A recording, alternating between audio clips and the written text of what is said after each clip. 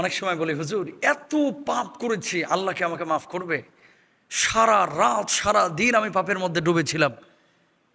আপনি বলছেন এত পাপ করেছি, আল্লাহ আমাকে মাফ করবে কিনা? আর আল্লাহ বলছেন কি, লা তাকনাতু মির রহমাতিল্লাহ, আল্লাহর রহমত থেকে নিরাশ হইস না, আল্লাহর রহম থেকে নিরাশ হয়েও না। আল্লাহ সুবহানাহু ওয়া তাআলা স্পষ্টভাবে বলেছেন, আমার রহম থেকে নিরাশ হয়েও না। আল্লাহর কাছে বলেন, রাতের অন্ধকারে আল্লাহ ২০ বছর পাপ করেছি, আল্লাহ ৩০ বছর পাপ করেছি, এবার একটু কান্না করেন। কান্না করে চোখের পানিটা ছেড়ে দেন।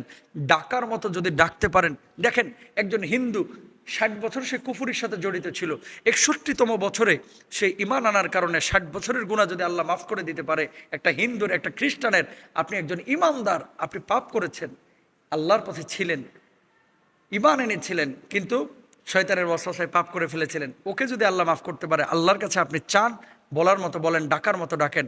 আমার আল্লাহ সুবহানাহু